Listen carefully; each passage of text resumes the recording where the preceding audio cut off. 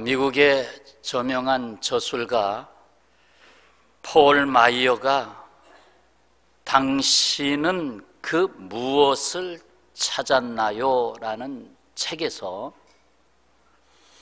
이런 이야기를 담고 있습니다. 가난한 거린이 배고픔에 지쳐 있는데 그날따라 부슬부슬 정말 마음을 더 슬프게 하는 비가 내리고 있었습니다. 한 신사가 다가오고 있는데 이 거린이 구걸을 합니다. 신사는 거린을 찬찬히 바라보면서 물었어요. 허기를 채우고 난 다음에는 무엇을 할 겁니까? 내가 이제 허기를 채워주면 그 다음에 무엇을 하겠느냐고 물었어요. 그가 대답합니다. 일자리를 구해봐야죠. 그런데 아시다시피 일자리 구하기가 너무 어렵습니다. 그러자 신사는 작은 목소리로 거린에게 이렇게 말했습니다. 당신에게 필요한 것은 먹을 것이 아니요, 바로 그 무엇이요? 당신에게 필요한 것은 그 무엇이요? 거린이 퉁명스럽게 다시 되묻습니다. 그 무엇이라니요? 그 무엇이 무엇입니까? 신사가 대답합니다. 당신 안에 들어있는 성공에 필요한 재료이지요. 바로 당신 안에 들어있는 성공에 필요한 재료이지요. 당신 안에는 달걀 속의 잠재력보다 더 놀라운 것이 내재되어 있습니다. 당신은 그것을 찾아내어 사용하기만 하면 되는 거지요. 그날따라 거린은 그냥 지나치는 말로 들려오지 아니하고 충격을 받았습니다. 자신에게 그렇게 말해주는 사람이 별로 없었기 때문이지요. 결국 그는 삶을 바꾸어 놓게 됐습니다. 그는 일자리를 찾아 나섰고 마침내 믿을 수 없을 만큼 높은 자리까지 오르게 되었다는 이야기를 실어놓고 있습니다. 그렇습니다. 달걀 하나를 프라이팬에다 놓고 그것을 그저 한 입에 먹어버릴 수도 있고, 아니면 그 달걀을 품어서 양계장을 가꿀 수도 있습니다. 지난 주일부터 우리는 아브라함의 인생 여정을 밟아가고 있습니다. 거기에서 우리 인생을 접목시키고 있습니다. 그 중에서도 계속해서 나오는 말씀, 거기서 제단을 쌓았더라 하는 이 말씀을 주목하고 있습니다. 아브라함의 여정에서 적어도 5번의 제단을 쌓은 일이 나오고 있습니다. 물론 계속 쌓았지만 지명을 이름으로써 표현하는 것입니다. 구약에서 제단을 쌓은 것은 신약에서는 예배를 드렸다라는 말로 바꿀 수 있지요. 지난주일 아브라함이 가나안 땅에 들어와서 처음으로 쌓은 제단은 세겜 제단이었습니다. 갈대아 우르와 하란을 지나서 약속의 땅 가나안에 들어와서 그것도 가나안 땅의 중심지라고 불려지는 세겜에서 첫 단을 쌓으면서 삶이 시작됐어요. 그 세겜이라고 하는 지명 이름의 뜻이 어깨를 뜻하는 말이었어요. 그래서 지난 삶의 인생의 짐을 다 내려놓고 그 어깨에 새로운 하나님이 말씀의 짐을 주어주셨다. 아브라함에게 내가 지시하는 곳으로 가라. 내가 너에게 말씀을 주었다. 내가 너에게 복을 주었다. 그 너에게 새로운 거룩한 짐을 주었으니 그 짐으로 이제 새로운 삶을 시작해라. 그런 의미에서 세겜 제단의 의미를 담았어요. 우리의 인생은 많은 짐을 지고 살고 있지만 주님 앞에 와서 다 내려놓고, 아버지요, 내가 정말 져야 할 짐은 무엇입니까? 다시 물어야 되고 그 짐을 바르게 지고 나아가는 우리의 삶으로 일어나야 될 줄로 믿습니다. 지난 주일에 설 앞에 조금 빠지신 분들이 계셔서 지도 한번 다시 보겠습니다. 자, 갈대 우르에서 아브라함이 탄생했죠. 여기서부터 살다가 아비집을 떠나라. 그래서 유브라데스 강을 따라서 올라가다가 하란에 가서 좀 머물다가 다시 지금의 시리아 지역을 통과해서 다메섹 쭉 내려와서 여기 갈릴리 호수가 있고 세겜, 베델, 여리고, 여기 예루살렘 있고 헤브론, 부엘세바 있는 이 이스라엘 땅, 여기 확대해서 봤죠? 한번 확대해 주세요. 그래서 여기 세겜, 지난주에 세겜에서 첫 단을 쌓은 말씀을 드렸습니다. 이제 거기서 얼마 떨어지지 않은 베델에 갔다가 여기서 무슨 일이 벌어져서 이집트로 들어갔다가 다시 베델에 들어와서 단을 또 쌓습니다. 그래서 오늘 여기 베델이라고 한 여기, 그래서 앞으로 계속해서 5번의 제단을 보게 되는데 오늘 2번째 제단이죠. 12장 8절에서 보면 이미 베델에서 단을 쌓았어요. 쌓았는데 거기서 머물지 못하고 남쪽으로 자꾸 내려가게 됩니다. 왜? 문제가 발생한 것입니다. 어떤 문제? 인생의 문제. 그 중에서 또 견디기 어려운 살아가는 문제. 그래서 기근이 왔어요. 먹을 것이 없게 됐어요. 이거 굶어 죽게 생겼어요. 그래서 자꾸 양식을 찾으러 가는데 뭐 얘기에 듣게 하니 저 이집트 나일강 유역은 풍부하다더라. 그래, 이집트에 가서 좀 살다가 오자라는 생각을 가졌는지 아브라함이 남쪽으로 계속 내려갑니다. 다시 말해서 하나님의 인도하심을 잠시 놓쳤어요. 놓치고 사람의 눈을 따라갔어요. 여기서 아브라함의 인생에 사연이 생깁니다. 사연, 다른 말로 표현하면 인생에 곡절이 생기게 됩니다. 무슨 문제가 발생했습니까? 그 문제 발생한 것이 12장 11절부터 쭉 보면 나옵니다. 간단하게 말씀드리면, 여보, 우리가 아무래도 저 남방에 가서 좀 살다 와야 되겠는데 애굽에 들어가면 틀림없이 당신은 너무 아름답소. 너무 아름다워서 애굽 사람들이 당신을 그냥 놔두지 않을 거예요. 그래서 당신도 살고 나도 살아야 되겠는데 내가 당신을 나의 누이라고 소개하겠소. 나의 부인이라고 소개하면 나를 죽이고 당신을 데려갈 거예요. 그러니까 나의 누이라고 하겠소. 결국 자기 목숨을 지키려고 변칙을 행했습니다. 문제를 해결하려고 다른 문제를 만들었어요. 결국 속임수를 쓰게 됐어요. 근데 어떻게 진행됐습니까? 12장 14절에 보면 애굽에 이르렀는데 애굽 사람이 그 여인을 보고 이 아름다움.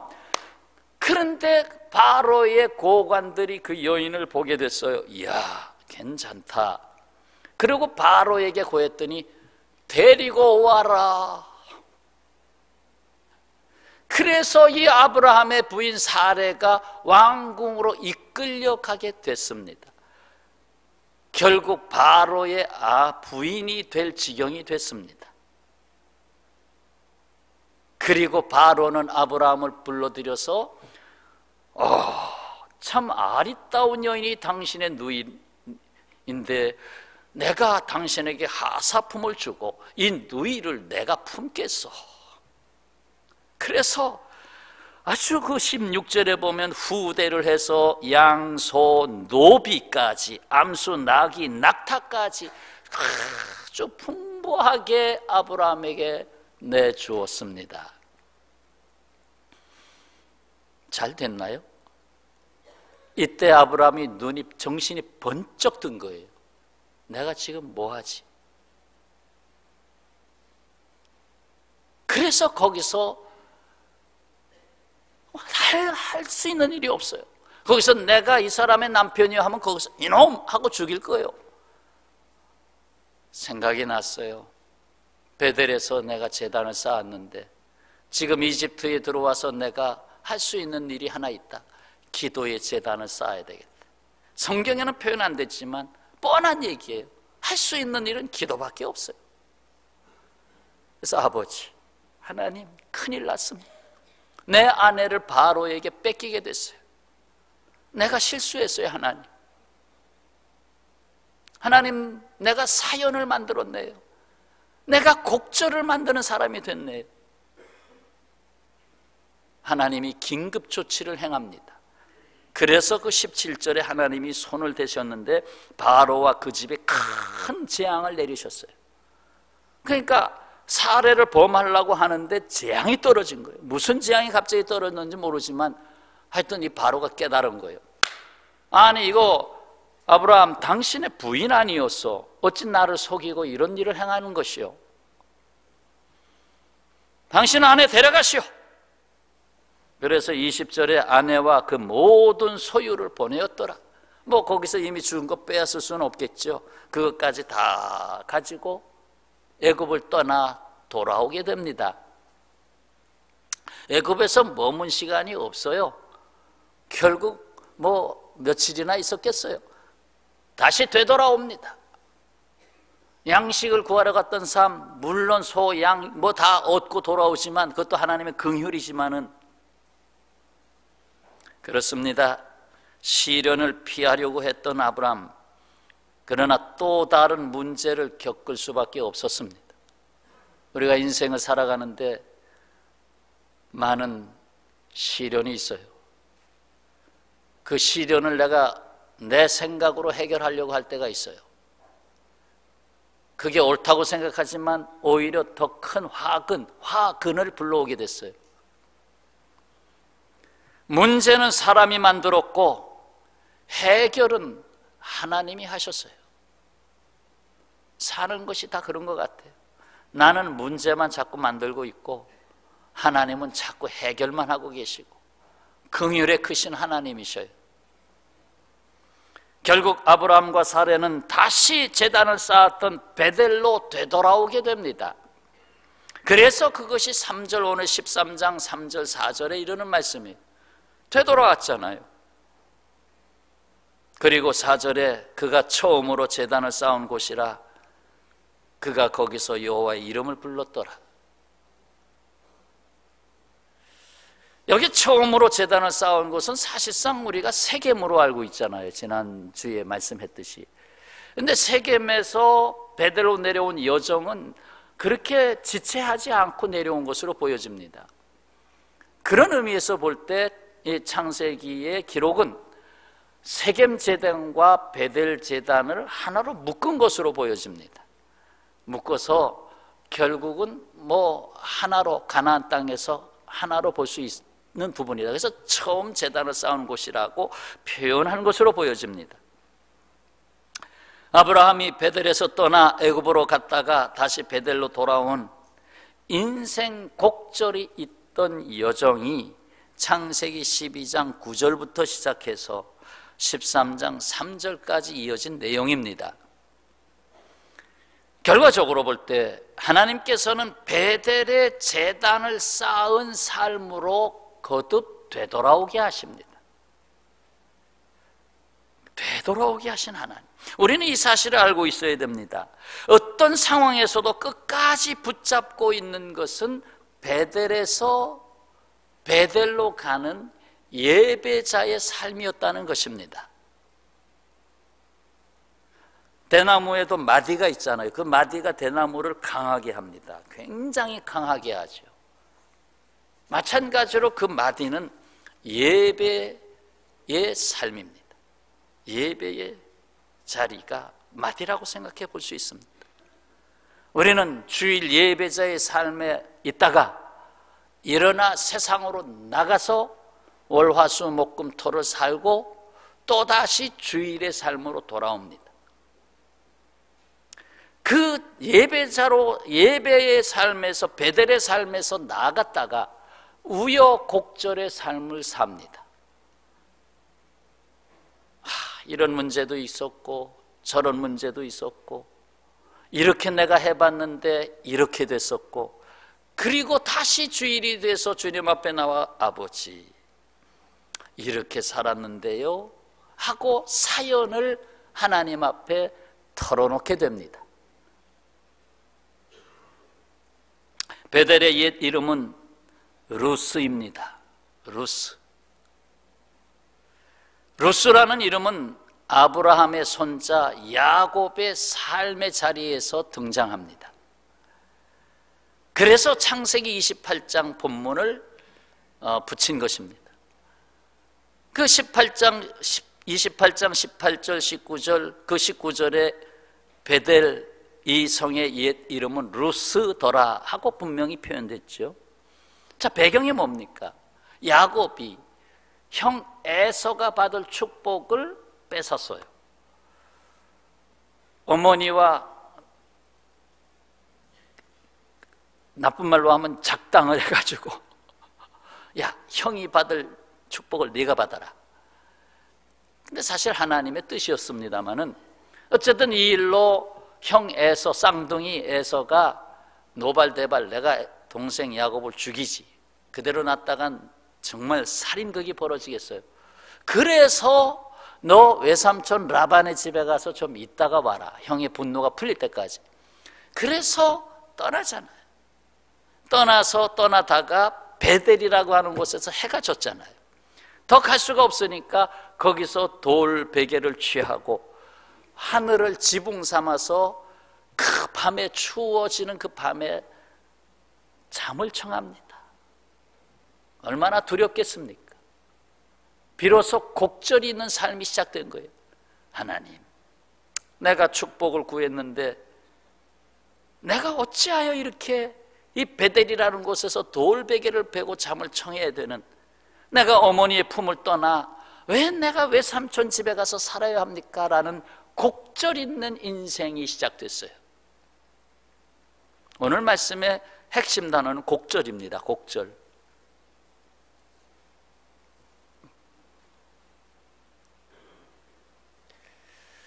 그런데 그 돌베개를 베고 자는 그 자리에 하나님의 말씀이 임합니다.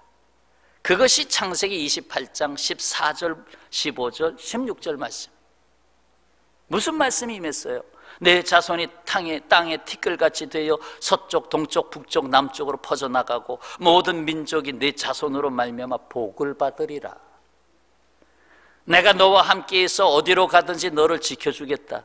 너를 이끌어 이 땅으로 돌아오게 할 거다. 내가 내게 허락한 것을 다 이루기까지 너를 떠나지 아니하리라. 야곱이 잠을 깨어 보니, 야, 과연 여호와께서 여기 계시거늘, 내 곡절이 많은 인생의 자리인 줄 알았더니 여기 계시거늘 내가 몰랐도다. 베델, 곧 루스는 사연이 많은 인생에서, 곡절이 많은 인생에서 하나님과 만나는 예배의 제단이었습니다. 루스, 왜 루스라는 단어를 주목하게 되냐면 그 뜻 때문에 그래요. 루스는 아몬드라는 뜻입니다. 번역을 하면 아몬드, 맛있게 드시죠. 이 아몬드 나무는 살구나무하고 거의 같아요. 그리고 또 다른 이름 편도나무라고 쓰기도 합니다. 그래서 우리말 성경에서는 살구나무로 번역을 합니다. 루스, 살구나무, 아몬드나무, 편도나무란 뜻을 갖고 있는 단어입니다. 그러니까 그 지역에, 베델이라는 지역에 아몬드나무가 많았을 거라고 보고 있습니다. 후에 모세가 정금으로 등대를 쳐서 만듭니다. 성소에 등대, 7촛대가 이렇게 들어가죠.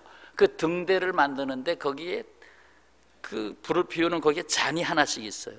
그 잔의 형상을 살구나무 형상으로 만듭니다. 살구나무 꽃 형상. 그러니까 아몬드꽃이 꽃 벚꽃같이 생겼어요. 아주 이뻐요.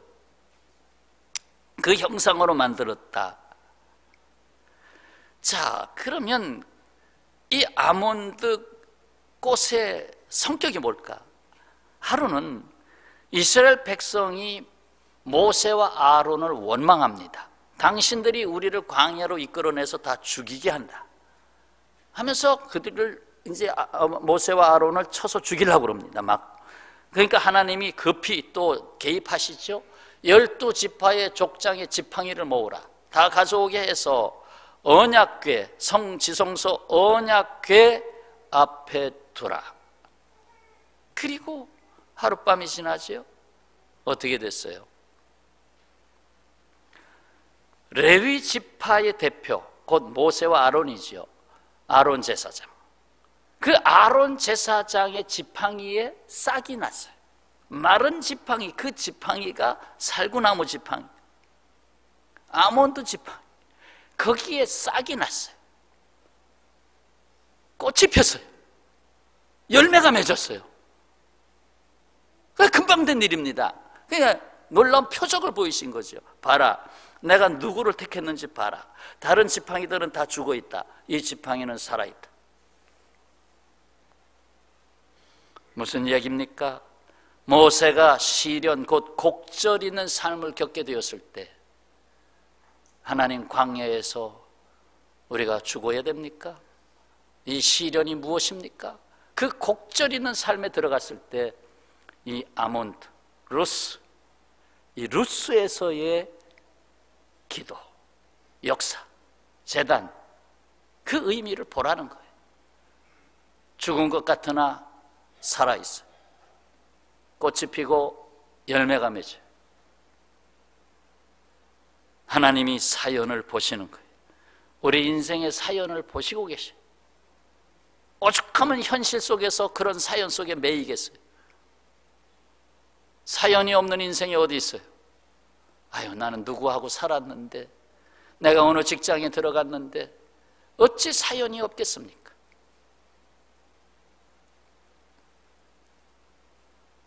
그러하기에 베델의 본래 이름 루스에는 곡절이 많다라는 의미가 담겨 있다는 해석이 등장하게 됐습니다. 루스, 그 뜻에는 곡절이 많다라는 뜻이 담겨 있다라고 보고 있는 것입니다.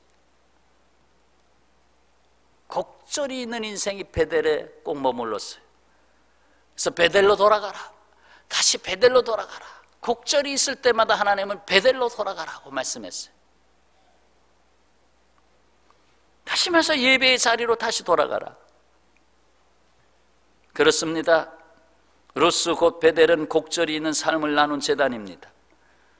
하나님과 사연을 나눈 제단이란 말입니다. 주일마다 오실 때 굳이 주일만 꼭 오시란 말이 아니에요. 새겨 들으세요. 그래도 마디로 주셨는데 주일에 예배에 오실 때마다 또는 기도의 자리에 엎드릴 때마다 주여, 내가 또 사연을 안고 왔습니다. 그 사연 주님께서 들으시고 역사하시는 줄로 믿습니다. 다윗이 제단이 있는 성소, 곧 예배자의 삶에서 이렇게 찬송을 했습니다. 시편 20편의 찬송 잠시 들어보시죠. 환난 날에 여호와께서 내게 응답하시고 야곱의 하나님의 이름이 너를 높이 드시며 성소에서 너를 도와주시고 시온에서 너를 붙드시며 내 모든 소재를 기억하시며 내 번제를 받아주시기를 원하노라. 내 마음의 소원대로 허락하시고 내 모든 계획을 이루어 주시기를 원하노라. 우리가 너의 승리로 말미암아 개가를 부르며 우리 하나님의 이름으로 우리의 깃발을 세우리니 여호와께서 내 모든 기도를 이루어 주시기를 원하노라. 아멘. 히브리서 11장 6절의 말씀입니다.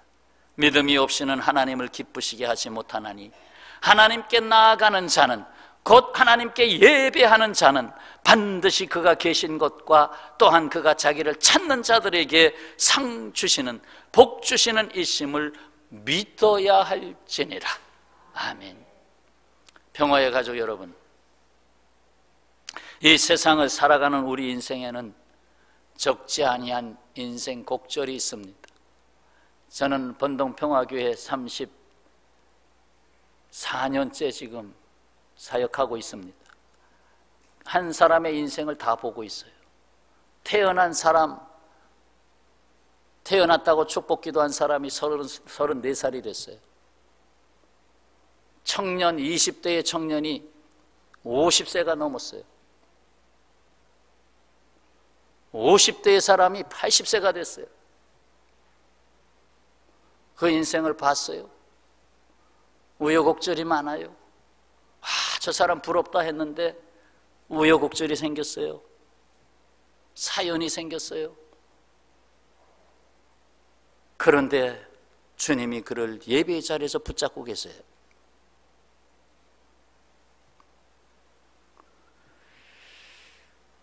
곡절, 사람의 생각대로 해결할 수 없습니다. 오히려 하려다가 화근을 만들어냅니다. 곡절을 해결하는 제단이 바로 베델 제단이요, 루스의 제단입니다. 말랐던 살구나무 가지에 꽃이 피고 열매를 맺게 하시는 일이 바로 성소 예배의 단에 있었습니다. 아몬드나무, 살구나무, 편도나무의 뜻을 가진 루스의 제단은 바로 사연이 있는 삶에 내어주신 언약의 표시였습니다. 하나님 앞에 나아가 믿음으로 예배하는 저와 여러분이 되시기를 축원합니다. 하나님은 우리 모두의 곡절을 들으실 준비가 되어 있고, 예배 드리고 나가는 자리에 내가 알지 못하는 또 다른 곡절이 있으리라 하는 것도 알고 계십니다. 오직 주님이 우리를 예배를 통하여 붙잡고 있다는 사실을 믿으시기를 바랍니다. 오직 믿음이 없이는 하나님을 기쁘시게 할 수 없다고 했습니다. 믿음으로 항상 하나님 앞으로 베델에서 베델로 다시 돌아가는 삶이 되시기를 바랍니다. 다음 주일 또다시 세 번째 제단에서 만나기로 하겠습니다. 기도하겠습니다.